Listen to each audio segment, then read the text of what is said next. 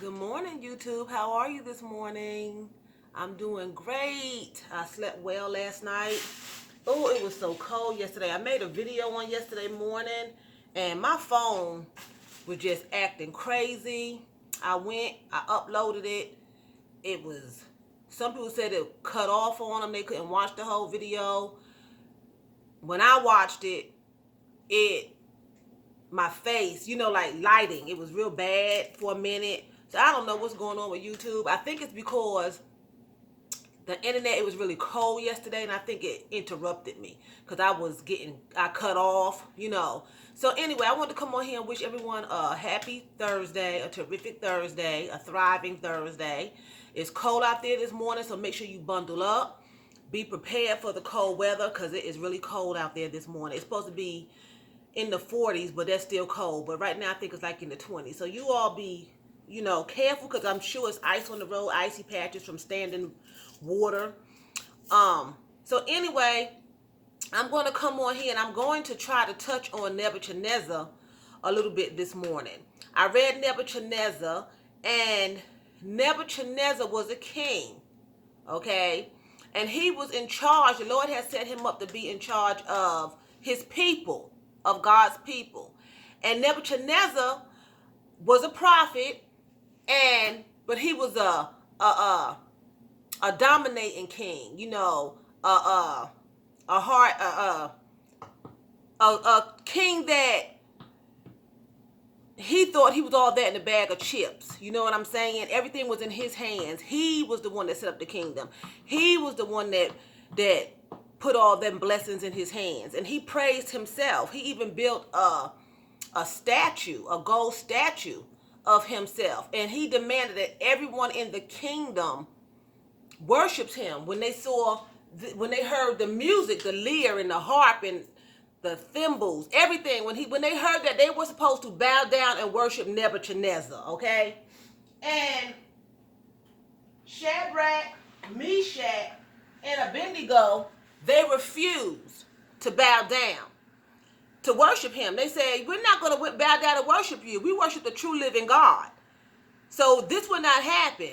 And he was like, well, if you don't do it, because he had some false prophets that came to him and told him they was trying to find something on Shadrach, Meshach, and Abednego. They were perfect in the Lord's eyesight, okay? And they couldn't find anything, so they used that.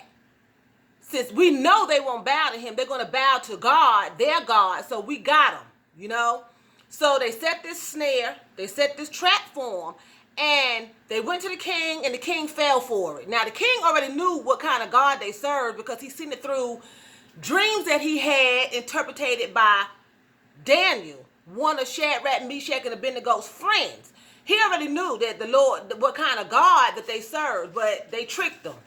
So and this is going with, it's better to obey than to sacrifice. Nebuchadnezzar set that up and told him, if you didn't bow to me, when you hear these instruments, I'm going to throw you in the fiery furnace. So if you agree to do it right now, I'll let you live. But if you don't, you're going into this fiery furnace. They denounced him. We will not.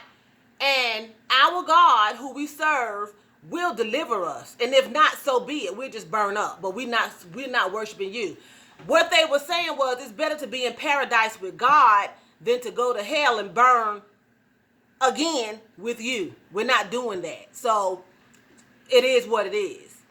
So they threw them in the fiery furnace, and needless to say, they didn't burn up. The God walked in there with them, and they didn't burn up. Okay. Then he has a dream that, basically, to make a long story short, he had a dream that he could not interpretate, and it was about his kingdom, okay? The only one that can interpret dreams without even being told what he had dreamt was Daniel. So Daniel goes, and Daniel interprets the dream for him and tells him, basically, if you don't change your ways, king, with all this pride you have, the Lord set you up and gave you this kingdom, but you need to honor the Lord because it's his kingdom. He just letting you borrow it, basically. and take care with the kingdom. Nebuchadnezzar, listened to him. The Lord gave him a warning. If you do not obey, you'll be turned over to the wild beast. You'll be out there in the fields with the wild beast. Basically, your kingdom will be snatched from you for 7 years, and at the end of the 7 years, you will recognize me as God. Because the word of God says every knee shall bow and every tongue shall confess that Jesus Christ is Lord. So before you leave this earth, you may not want to admit it, but you will. And when it's time to stand before him on Judgment Day, you will be bowing and you will be saying out of your mouth, Jesus Christ is Lord. I don't care what God you worship now, or if you don't worship any. You will say it before you leave this earth, because his word cannot come back void. He cannot lie.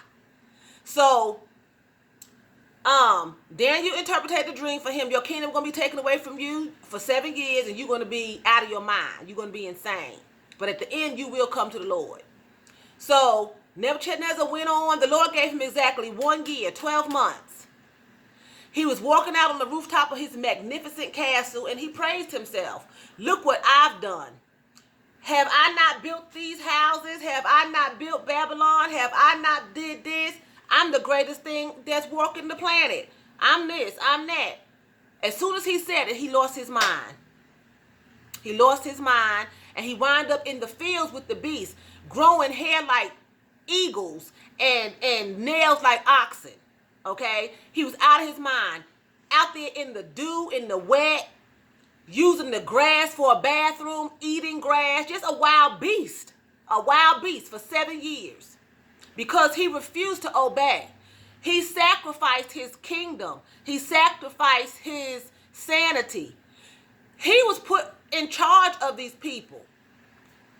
Ain't no telling what happened to some of those people, because their king was insane. So he sacrificed his responsibility for others. The Lord put him in charge of others to take care of them.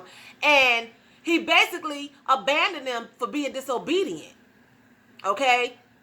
So that's another thing. When the Lord tell you to do something, you need to do it. Don't sacrifice anything.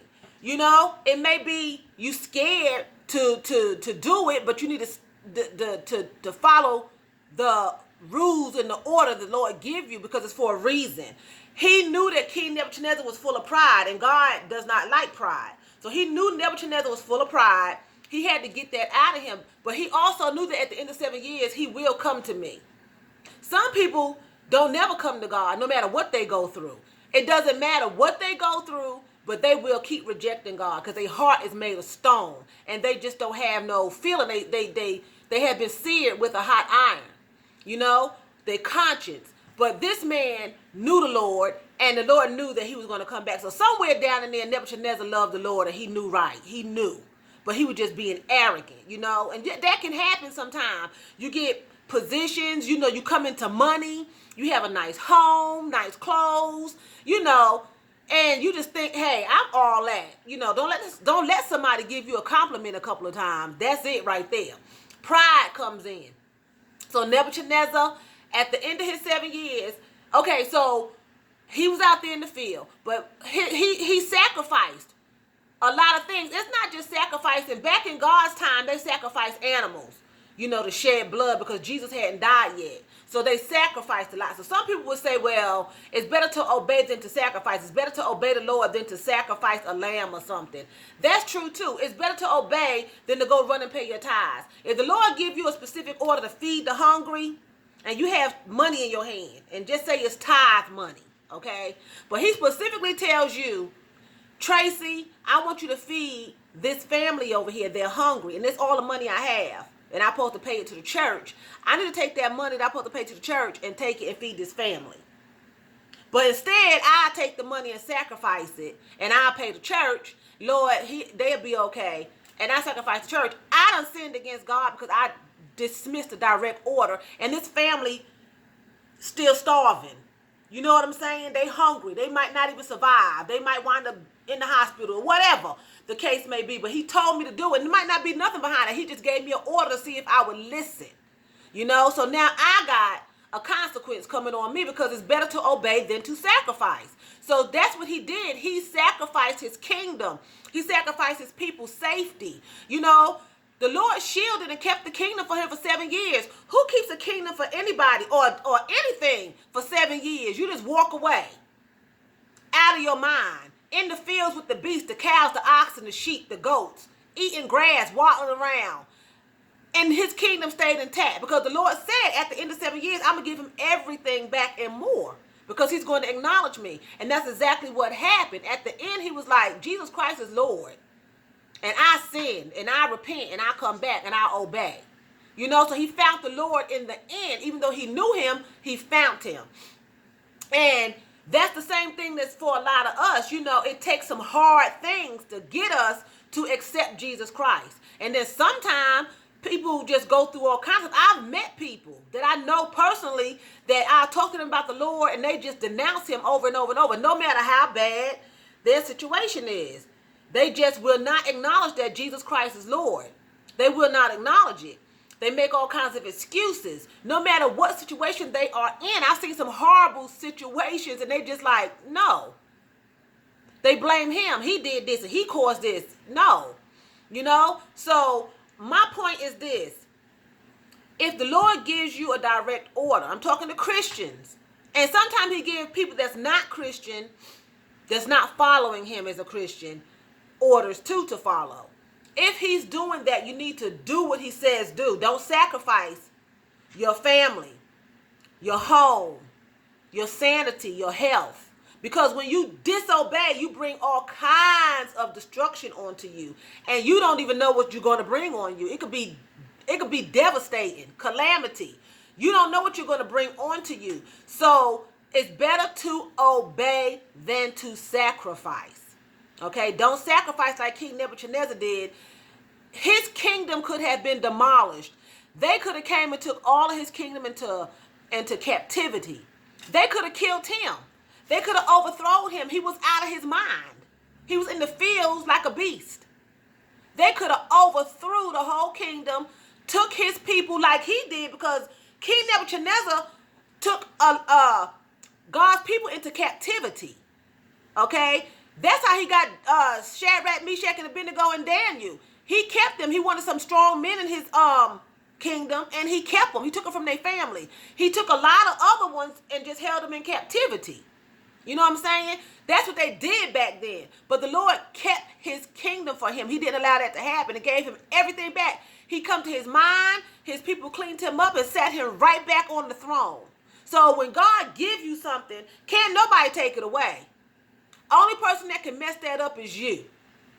You the only one that can mess up your blessings with the Lord by not obeying. Thank God the Lord saw in his heart that he would come back. Because the Lord didn't make him come back. He knew Nebuchadnezzar would come back. He gave us a free will. He knew Nebuchadnezzar is going to come. He's going to come to me, but he has to go through this, because I want him to rule his kingdom, and he can't rule it in pride. I'm God.